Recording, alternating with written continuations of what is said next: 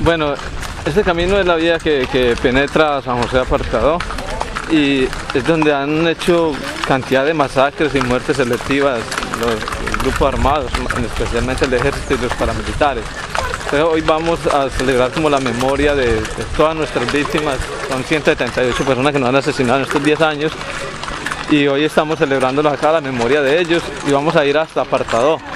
Vamos a ir hasta el centro de Apartadó para mostrarles a los apartadoseños que los campesinos de San José de Apartadó ya no queremos más que nos sigan matando por cosas injustas. Entonces, de allá para acá en el regreso vamos a hacer estaciones donde han asesinado a cada uno de nuestros compañeros, donde han hecho masacres para recordar su memoria de ellos.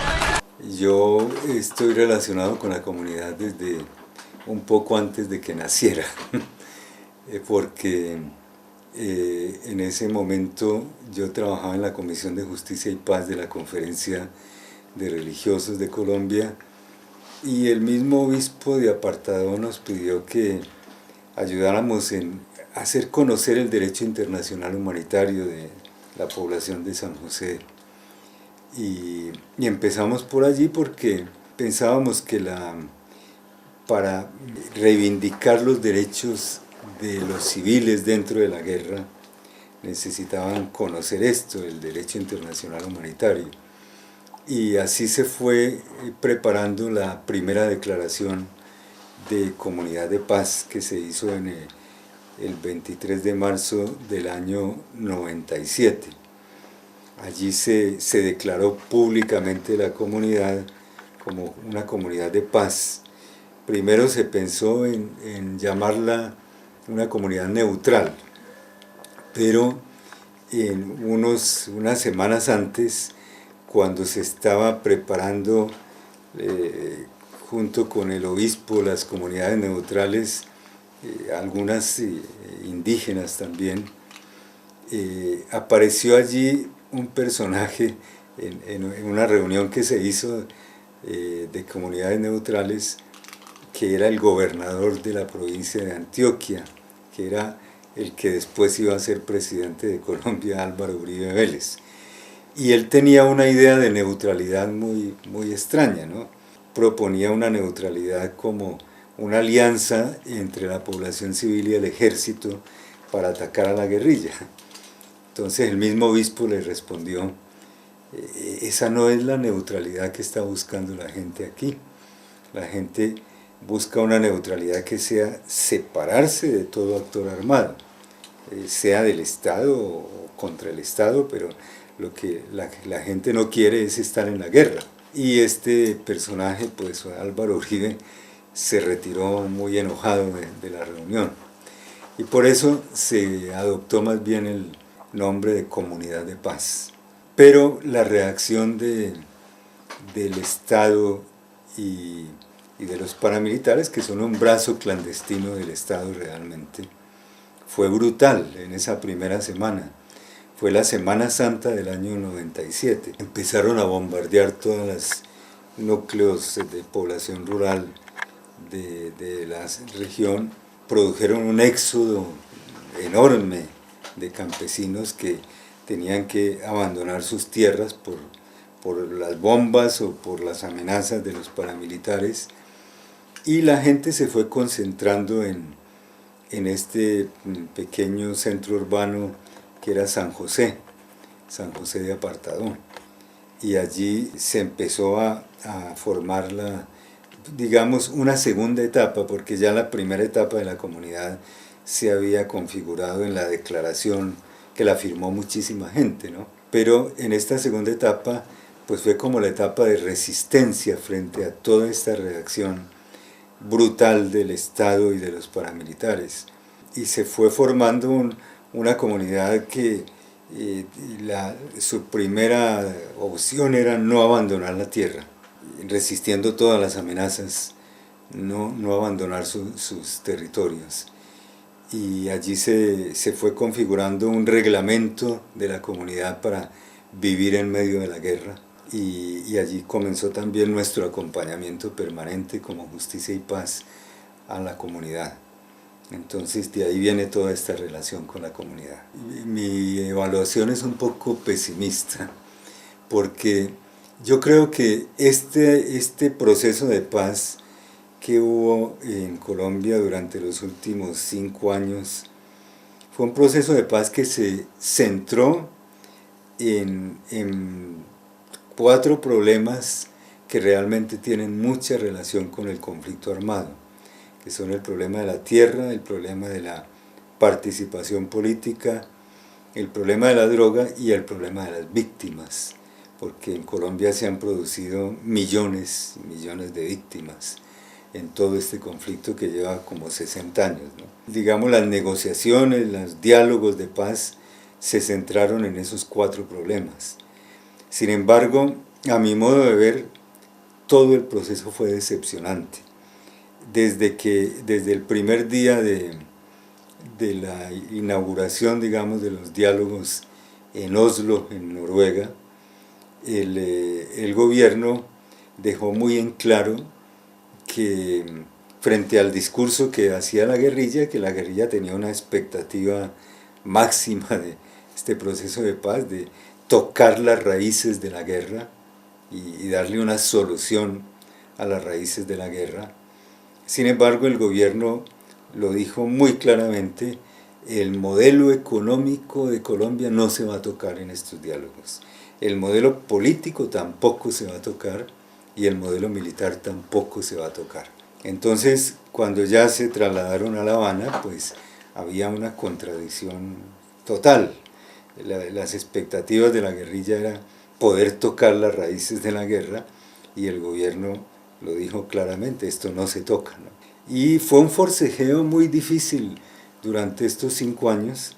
A mí me tocó participar en alguna de las comisiones allí en La Habana, y realmente, por ejemplo, el problema de la tierra tuvo 7 meses de diálogos inútiles en que la guerrilla hacía propuestas y el gobierno decía no, no y no y no y no aceptó prácticamente nada.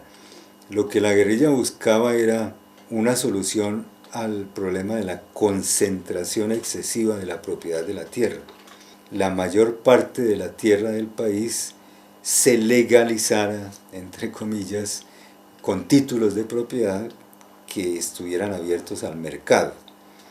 Yo lo he dicho de una manera un poco caricatural, pero muy de fondo, muy real, es que se cambió el mecanismo de concentración de la tierra. Hasta ese momento era la masacre y el desplazamiento forzado de masas enteras, ¿no? Y se cambió por el mercado.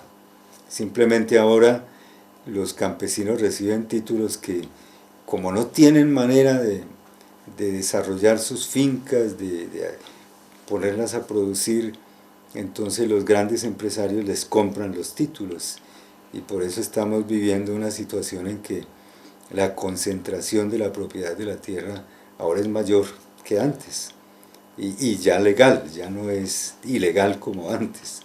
Yo pertenecía a una comisión donde éramos 12 personas y de maneras de pensar muy diferentes y contradictorias, ¿no? Y sin embargo, la mayoría estábamos de acuerdo en que la raíz más profunda del conflicto colombiano era el problema de la tierra. Esa era la raíz de la guerra, ¿no? Y sin embargo a eso no se le dio solución. Todas las propuestas de la guerrilla se fueron a algo que ellos llamaban las salvedades, que era como meterlas en un congelador, porque ellos no querían renunciar a esa propuesta, pero nunca se volvió a discutir eso. Y lo mismo pasó con el problema de la participación política.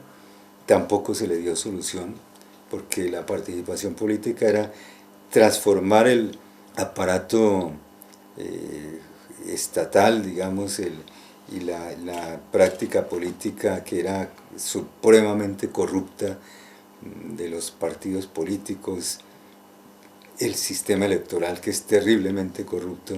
Nada se cambió, simplemente se invitó a que todo el mundo participara más en las elecciones. Por ejemplo, en el campo de la comunicación, en lugar de distribuir los medios masivos de comunicación y de dar más acceso a las poblaciones organizadas, más bien se permitieron unas radios comunitarias muy pequeñas, muy precarias, que eso no soluciona en nada el problema de la participación política, ¿no? Y el problema de la droga podríamos decir que fue tal vez el que tuvo un tratamiento mejor en los diálogos, porque se reconoció que era una injusticia castigar al pobre campesino que vive de cultivar la coca y que no es el narcotraficante que gana grandes cantidades por eso, y que se le debía ayudar a sustituir esos cultivos de coca, pero dándole alternativas económicas. Y se hicieron propuestas de alternativas económicas que no se han cumplido, y que ahora precisamente el gran conflicto con los movimientos sociales en Colombia es por eso, porque no se cumplen las promesas, ¿no? Y porque los campesinos han vuelto a ser foco de represión por estar dependiendo de esos cultivos, porque no tienen otra alternativa, ¿no? Y también se acordó que al problema de la adicción a la droga se le iba a dar un tratamiento de salud pública y no de represión. Eso tampoco se ha cumplido. El actual presidente quiere volver a penalizar todo uso, el porte de cualquier cantidad de droga, ¿no? Bueno, y el punto de las víctimas, que era tal vez el más conflictivo, tuvo momentos muy difíciles, porque en Colombia hay millones de víctimas, y se buscaba cómo satisfacer los derechos de las víctimas, que son la verdad, la justicia, la reparación y las garantías de no repetición. Todas las soluciones que se planteaban desde el Estado pues fueron rechazadas, porque además aquí estaba de por medio el problema de la justicia, y la guerrilla había dicho desde el principio que ellos no se someterían al sistema judicial colombiano, que era terriblemente corrupto, y que además siempre los había tenido a ellos como el principal enemigo, y toda la justicia estaba diseñada para estigmatizarlos y condenarlos, y no tenía ninguna neutralidad. Entonces fue una búsqueda muy difícil de otros mecanismos de justicia, y finalmente una supercomisión que nombró el gobierno, de varios expresidentes de la Corte Constitucional, de algunos expertos extranjeros en conflictos, hicieron una propuesta que fue bien aceptada por ambas partes, digamos por la guerrilla y por los militares. Esa propuesta consistía en un sistema alternativo que se llamaba una jurisdicción especial de paz, que no era la jurisdicción ordinaria de la justicia. Y durante muchos meses estuvo diseñando ya en concreto y en detalle cómo debía funcionar esa jurisdicción especial de paz, que debía tener una cierta neutralidad, que debía no coincidir con el sistema ordinario de justicia, que debía adoptar ciertos mecanismos de lo que se ha llamado la justicia transicional para salir de los grandes conflictos, que por lo tanto debía contemplar penas no de prisión, sino penas alternativas. A mi modo de ver, eso funcionó bien en muchos meses. Ese diseño fue un diseño aceptable, aunque no completamente correcto, en el sentido de que pasaba por encima de algunos principios del derecho internacional, pero como se trataba de una negociación política, pues era más o menos aceptable. Sin embargo, en las últimas semanas de la negociación, antes de firmar el acuerdo, se introdujeron reformas y se introdujeron algunos mecanismos que ya rompían la neutralidad, que le daban una garantía de impunidad mucho mayor a los militares y que además rompían como la independencia que debía tener ese sistema alternativo, y empezaron, por ejemplo, a suprimir los jueces internacionales que estaban contemplados allí, empezaron a eximir a los presidentes del sistema de justicia, a los mismos comandantes del ejército. En fin, se empezó a romper toda la neutralidad que debía tener el sistema como sistema. La guerrilla firmó algunas cosas, pero más grave fue la reforma de todo este sistema que se dio después de la firma del acuerdo de paz, porque el presidente Santos sometió el acuerdo a una refrendación por medio de un plebiscito, y el plebiscito fue manejado por los grandes medios de comunicación, que son terriblemente corruptos, con grandes mentiras, con grandes manipulaciones, y ganó la negativa al acuerdo de paz, o sea, por un pequeño margen, un 0.4%, pero ganó el no al acuerdo de paz.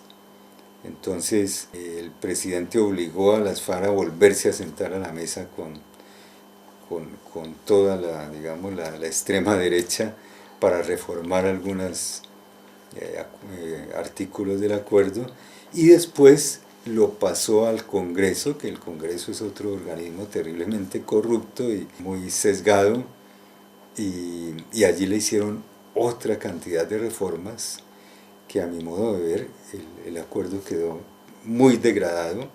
Se perdieron los grandes valores del acuerdo, con el agravante de que después vinieron unas elecciones donde ganó un partido de derecha, el partido del expresidente Uribe, que se llama paradójicamente Centro Democrático, y que es partidario de la solución militar y no de la solución dialogada al conflicto. Y ahora estamos otra vez como en plan de guerra, ¿no? Este gobierno está agudizando los conflictos. El incumplimiento del acuerdo está llevando a muchos excombatientes a volver a la guerra y está provocando incluso nuevos movimientos insurgentes, ¿no? Yo creo que eso lo está haciendo la comunidad internacional. Hay muchas, pues los organismos de Naciones Unidas han estado interviniendo y presionando para que se cumpla el acuerdo de paz. Algunos gobiernos lo están haciendo también, y muchos movimientos sociales de otros países lo están haciendo, y también pues muchos movimientos sociales de Colombia también lo están haciendo, presionando para que se cumpla el acuerdo. Pero lo que uno ve en el gobierno es una actitud como muy arrogante de que ellos tienen el poder y ellos no piensan así. Por ejemplo, la actitud que han tomado frente al otro grupo que estaba dialogando, que era el Ejército de Liberación Nacional, pues están desconociendo todos los avances que había habido en esos diálogos, y están afirmando que la única solución frente a ese grupo es la solución militar y exterminarlos militarmente, ¿no? Bueno, la comunidad de paz, y desde el comienzo ellos son muy conscientes, los miembros de la comunidad, de que si no fuera por la solidaridad internacional ya no existirían, ¿no? Lo que les ha salvado la vida a los que todavía están vivos es precisamente la solidaridad internacional. ¿Cómo se concreta esa solidaridad? Pues yo creo que de varias formas. En primer lugar, se ha hablado de los hermanamientos, ¿no? Hay comunidades municipales, inclusive regionales, como por ejemplo un cantón del estado de Wisconsin, que fue el primero que se hermanó en Estados Unidos, o comunidades más pequeñas está el ejemplo de Municipalidad de Burgos, hermanándose con la comunidad y estando alerta a todo lo que está pasando con la comunidad y reaccionando frente a lo que pasa, por ejemplo, mediante llamadas a las autoridades colombianas, a los embajadores de Colombia en cada país, para que el gobierno sepa que la comunidad no está sola. Toda esta represión se está observando desde fuera, y eso yo creo que ha servido muchísimo.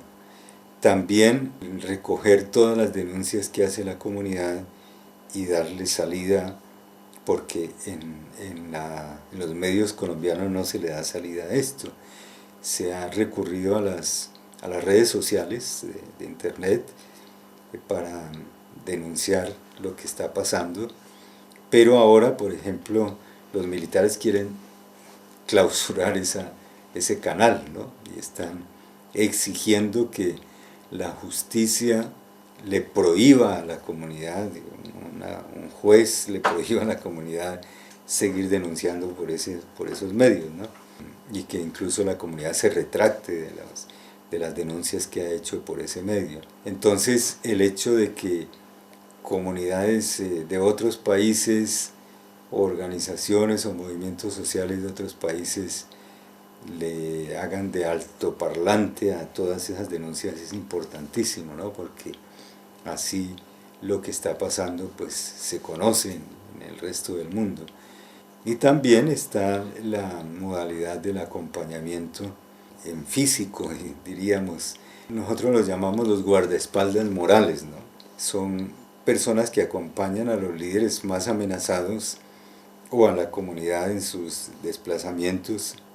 Son como una protección, porque los victimarios, los paramilitares, los mismos militares saben que si atentan contra los líderes o contra la comunidad en presencia de estas personas acompañantes de otros países, que además siempre están en relación con sus propias embajadas, también crean un conflicto internacional, que el gobierno no quiere crear ese conflicto. Entonces, por eso ese sistema de acompañamiento pues es una protección